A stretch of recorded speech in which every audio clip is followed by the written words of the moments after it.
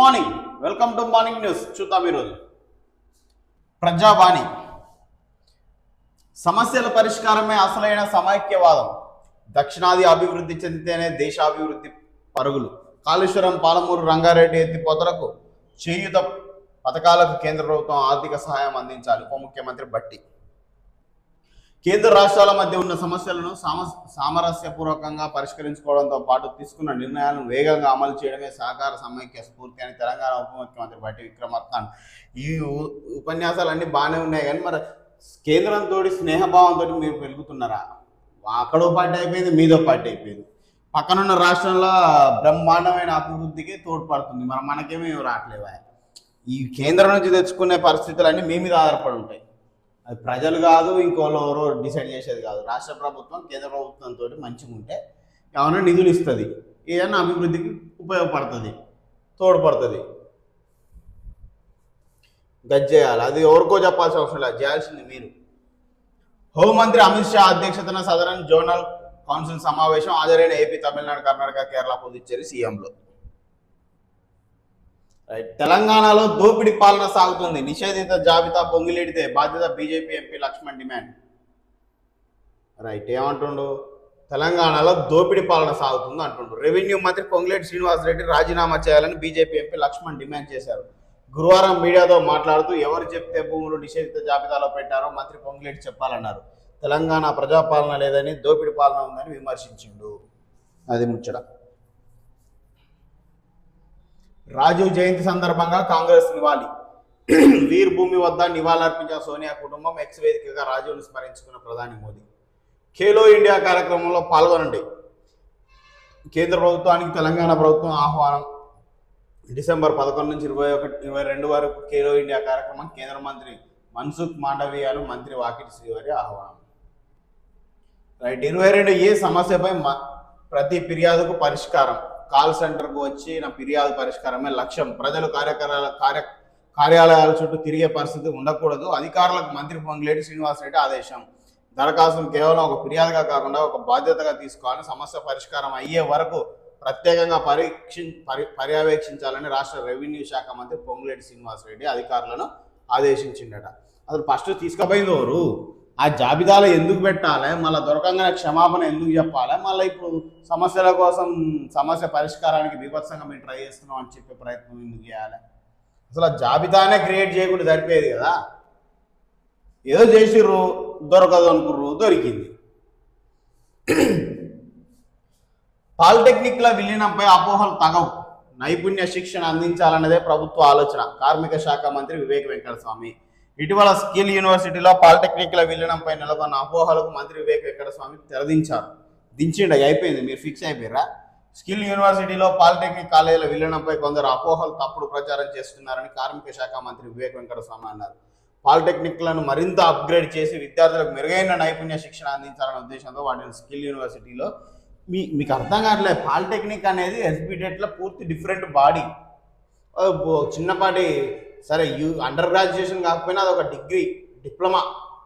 మీరు దాన్ని తీసుకెళ్ళి నార్మల్ ఈ ఐటీఐ వేరే వేరే నైపుణ్యాలకు సంబంధించిన దాంట్లో విలీనం చేస్తామంటే దాని ప్రత్యేక గుర్తింపు పెడిపోవాలి. మీ స్కిల్ యూనివర్సిటీకే గుర్తింపు లేదంటారు వాళ్ళు. మీరు విధి విధానాలు జీవో నెంబర్ 96 ఏంది, కథ ఏంది, మరి పాలిటెక్నిక్ కొంచెం ముప్పు ఉందా లేదా అనేది అర్థమయ్యేటట్టు చెప్పాల్సిన బాధ్యత మీది. ఉత్తగానే అపోహలు వద్దు, గీ డైలాగులు కాదు. పాలిటెక్నిక్ దీంట్లో చేరడం వల్ల ఏం జరుగుతుంది, ఇప్పుడు దాని ప్రత్యేక బోర్డు ఎట్లుందో అట్లనే ఉంచడం వల్ల ఏమవుతుంది అనేది మీరు వివరించగలగాలి, అర్థమయ్యేటట్టు చెప్పగలగాలి. అది వదిలిపెట్టి అపోహలు వద్దు, దుష్ప్రచారాలు వద్దు, గీ డైలాగులు, గీ ఉపన్యాసాలు ఎందుకు? అర్ధరాత్రి బావిలోకి దూసుకెళ్లిన కారు. ఒకే కుటుంబానికి చెందిన 4 మృతి. సిద్దిపేట జిల్లాలో తీవ్ర విషాదం చోటు చేసుకుంది. కారు అదుపు తప్పి రహదారి పక్కనే ఉన్న వ్యవసాయ బావిలోకి దూసుకెళ్లింది. ఈ ప్రమాదంలో ఒకే కుటుంబానికి చెందిన 4 వ్యక్తులు ప్రాణాలు కోల్పోయారు. ఈ విషాదకర సంఘటన సిద్దిపేట జిల్లా దుబ్బాక మండలం అప్పనపల్లి శివారులో అర్ధరాత్రి చోటు చేసుకుంది. వివరాల్లోకి వెళ్తే దుబ్బాక మండలంలోని బలవంతాపూర్ గ్రామానికి చెందిన దండుగుల రాజు, అతని భార్య భాగ్య, కుమారుడు నిహాన్ష్, కుమార్తె షాన్విక. చిన్న వయసు, 4 చిన్న వయసు. ఆయన 30, 25, 4 సంవత్సరాలు, 2 సంవత్సరాలు. స్వగ్రామానికి కారులో వస్తుండగా బుధవారం అర్ధరాత్రి సమయంలో అదుపు తప్పి బావిలో పడిపోయారు. ఇట్లా చూసుకో, ఎంత జాగ్రత్తగా ఉన్నా ఒక్కొక్కసారి ఇక చెప్పొస్తాయి. ఇగో ఇట్లా సహాయంతో బావిలో నుంచి కారును 4 మృతదేహాలు వెలికి తీశారు. మృతదేహాలను పోస్ట్ మార్టం నిమిత్తం దుబ్బాక ప్రభుత్వ దవాఖానకు తరలించారు. కేసు నమోదు చేసుకుని దర్యాప్తు చేపట్టారు. ఒకే కుటుంబానికి చెందిన 4 దుర్మరణంతో బలవంతాపూర్ అప్పనపల్లి గ్రామాల్లో తీవ్ర విషాద ఛాయలు అలుముకున్నాయి. పాపం ఇక ఇట్లుంది. దయచేసి కారులో ప్రయాణించినా మీరు దేంట్లో ప్రయాణించినా చాలా జాగ్రత్తగా ఉండాలి. వేగం అనేది పనికిరాదు. అసలు పోతే గంట పోతుంది సమయం. నిదానమే ప్రధానం మొత్తాన్ని అన్నారు. ఇప్పుడు ఏంది, ఒక కుటుంబానికి అందరు చిన్న వయసు, ఆయన చిన్న వయసే, వాళ్ళ భార్య చిన్న వయసు, పసి కందులు పిల్లలు అయితే పాపం ఏంది అది ప్రమాదం అనేది చెప్పిరాదు. వాళ్ళంతటా వాళ్ళు చేసుకునే ప్రమాదం, దానికి ఎవరు బాధ్యులు కాదు. దయచేసి ఎప్పుడైనా ఎక్కడికైనా ప్రయాణం చేస్తున్నప్పుడు రాత్రిపూట ప్రయాణాలు చేయకపోవడం మంచిది. ఒకవేళ చేస్తే అత్యంత జాగ్రత్తగా ఉండాలి, చిన్నగా పోవాలి, తొందర పడవద్దు. అది రహదారి ఎందుకు అసలు అది ఏదో ఒక మిస్టేక్ జరుగుంటుంది. అది నిద్ర రావడమా మరి ఏదో ఒకటి అయితే జరుగుంటుంది. ఏదో ఒక తప్పిదం లేకుండా అట్లా ఎట్లా పోతుంది. కానీ దయచేసి ప్రయాణాలు చేసేటోళ్ళు చాలా జాగ్రత్తగా చేరి, వేగం అనేది అసలు పనికి రాదు. అవసరం లేదు, 1 గంట లేట్ అయిపోయినా నష్టం లేదు. దయచేసి సేఫ్గా పోవడానికే ప్రయత్నించండి, ఎంత అర్జెంట్ పని ఉన్నా. తెలంగాణలో 22A సెక్షన్ దుర్వినియోగం. తెలంగాణలో 22A నిషేధిత జాబితా భూముల సెక్షన్ దుర్వినియోగంపై రాహుల్ గాంధీకి మాజీ మంత్రి ఎమ్మెల్యే హరీష్ రావు బహిరంగ లేఖ రాశారు. బహిరంగ లేఖ రాస్తే వాళ్ళు ఏం స్పందిస్తారు? స్పందించే ముచ్చట ఉండదు. సుష్మిత వ్యాఖ్యలు ఆమె వ్యక్తిగతం, అందుకు తనకు బాధ్యులు చేయడం తగదు. క్రమశిక్షణ లేఖను ఉపసంహరించుకోవాలన్న కొండా సురేఖ. ఇప్పుడు మీ పార్టీలో ఒక ముఖ్య నేత ఉండు, మరి ఆయన మాట మనం అందరికిందాం అన్న పరిస్థితి రాష్ట్రంలో లేదు. ఇప్పుడు ఆమె ఏం చేస్తుంది? ఈమె వ్యక్తిత్వానికి, ఈమె అభిప్రాయాలకు, ఈమె ఆలోచనలకు ఆమె బాధ్యురాలు కాదు కదా. అరే ఆమెకు చెప్పి మాట్లాడతా, అమ్మ నేను ఇది మాట్లాడి బిడ్డ అంటారా? కాదు కదా. ఎవరి స్వతంత్రత వాళ్ళకు ఉంటుంది ఒక స్టేజ్ తర్వాత. దానికి వీళ్ళని బాధ్యులు చేయడం కరెక్ట్ కాదు. ఏదన్నా ఆమె వాక్యాలకు ఆమె బాధ్యురాలు అవుతుంది. ఒక పార్టీలు ఉన్నారు కాబట్టి మంత్రులు ఎమ్మెల్యేలు అంతా ఒక పార్టీలో వాళ్ళ ఒకరి మాట వింటుర్రా? ఒకరి మాట ఒకరు వినట్లేరు కదా.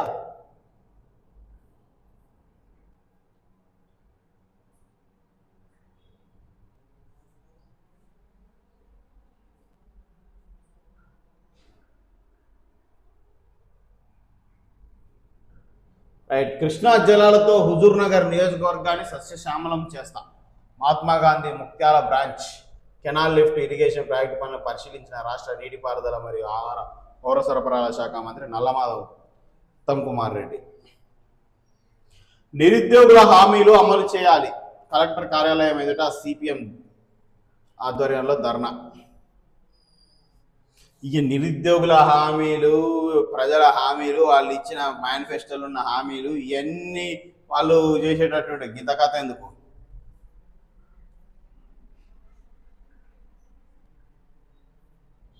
పాలిటెక్నిక్ కళాశాల బంద్ విజయవంతం. విద్యార్థుల గుండె రగిలింది. పాలిటెక్నిక్ భవిష్యత్తుపై శక్తి నీడలు. Lateral ఎంట్రీకి break. బీటెక్ కళలు చల్లా చెదురైన. శాంతియుత పోరాటంపై కాకి ప్రతాపం. సిఐ రఘుపతి రెడ్డిపై వేటు వేయాల్సిందే. కే సముద్రం పాలిటెక్నిక్ కాలేజ్ ఎదుట డిఎస్ఏ శ్రవణ్ గౌడ్ డిమాండ్ చేశారు. తెలంగాణలో ప్రభుత్వ పాలిటెక్నిక్ విద్యను పరిరక్షించాలి. విద్యార్థులకు విద్య దూరం చేసే ప్రైవేటీకరణ విధానాలను తిప్పికొట్టాలి. పేద విద్యార్థులు ఉన్నత విద్యలోకి ప్రవేశించకుండా చేస్తున్న కాంగ్రెస్ ప్రభుత్వం లాటరల్ ఎంట్రీ ద్వారా ఇంజనీరింగ్లోకి వెళ్లే అవకాశం కోల్పోనున్న విద్యార్థులు.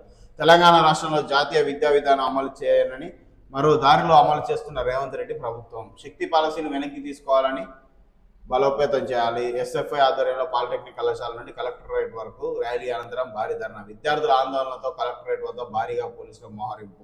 మొత్తానికి రాష్ట్రంలో ప్రస్తుతం హాట్ టాపిక్ నడుస్తున్నది అయితే ఈ పాలిటెక్నిక్ సంబంధించి స్కిల్ యూనివర్సిటీలో ఇంక్లూడ్ చేయడం, విలీనం చేయడం. అయితే ఈ పాలిటెక్నిక్ విద్యార్థులు ఏమంటున్నారు? మేము పాలిటెక్నిక్ చేసేది ఇక్కడనే, మా జీవితాలను ఇక్కడతో, మా చదువు అయిపోయేసి ఇక్కడికిక్కడ ఉద్యోగాలు తెచ్చుకునే ఉద్దేశంతో కాదు. ఎవరైతే ఇంజనీరింగ్ చేయాలనుకుంటున్నారో వాళ్ళు పాలిటెక్నిక్ ఎక్కువ 90% చేస్తారు. ఎందుకంటే ఇప్పుడు ఇంటర్ చేసి ఎంసెట్ రాసి ఇంజనీరింగ్ చేయడం కంటే పాలిటెక్నిక్ చేసి ఈసెట్ రాసి ఇంజనీరింగ్ చేయడం వల్ల ఎక్కువ సబ్జెక్ట్ వస్తుంది. వాస్తవం. ఎందుకు అంటే ఈ పాలిటెక్నిక్లో ఉన్న 3 సంవత్సరాలు ప్యూర్గా సబ్జెక్ట్ నేర్చుకుంటారు, వాళ్ళు ప్రాక్టికల్ నాలెడ్జ్ నేర్చుకుంటారు.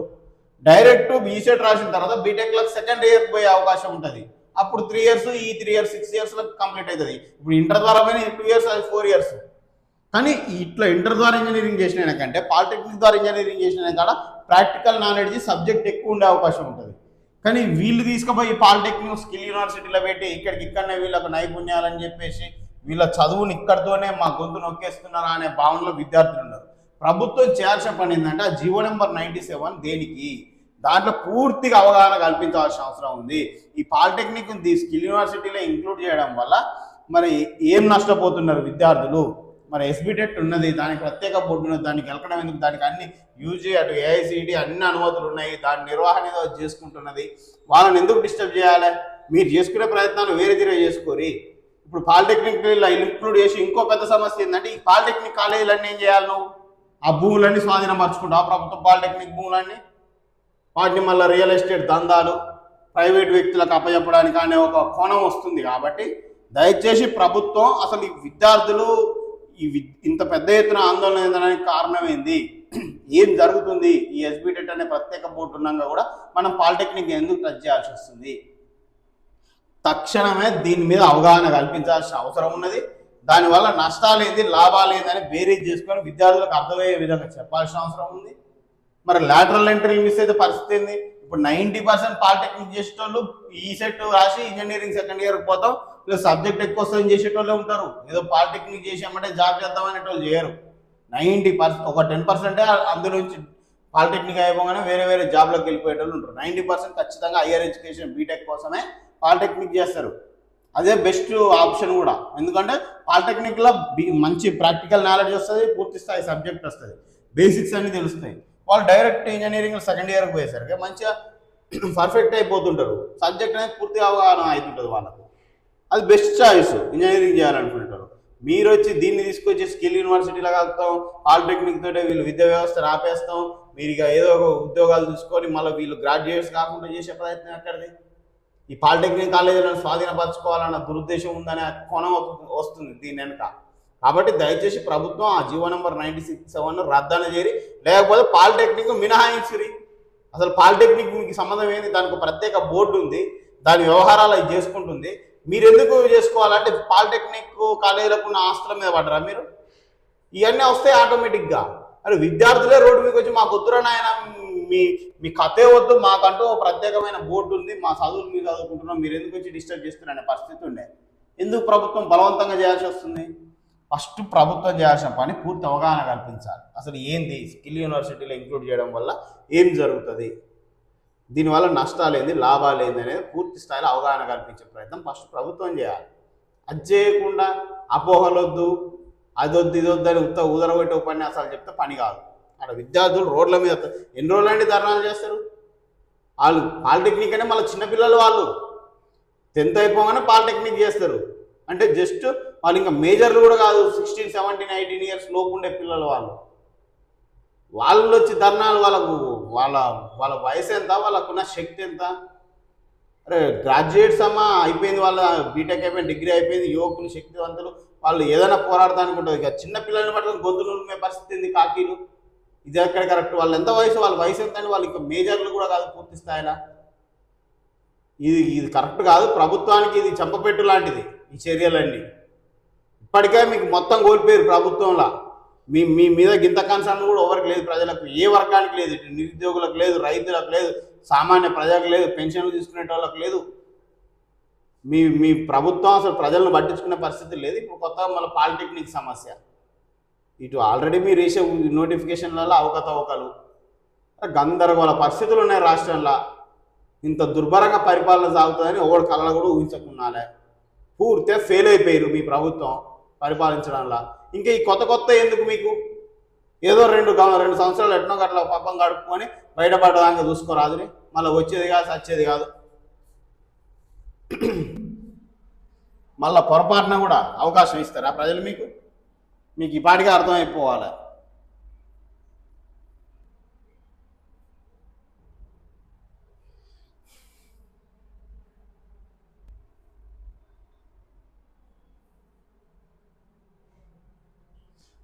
August దాటినా ప్రభుత్వ పాఠశాలల విద్యార్థులకు యూనిఫామ్స్ అందించని కాంగ్రెస్ ప్రభుత్వం.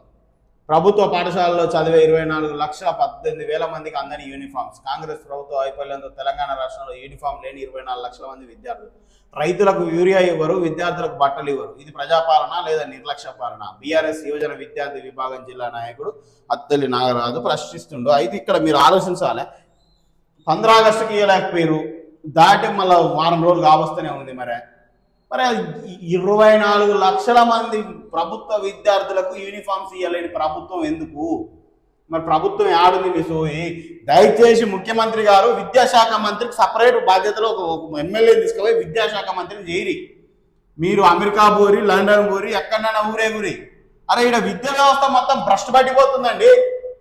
మీకు అర్థం కావట్లే. అందుకే నాకు అడుచుకున్నా, నాకు బాధ్యత ఉంది, బొక్కు ఉంది, బోడంగి ఉంది అని మీరు చెప్తారు. అంతా ఉత్తముచ్చట. అది మీకు మీ ముఖ్యమంత్రి బాధ్యత నిర్వర్తించడానికే సమయం సరిపోవట్లేదు.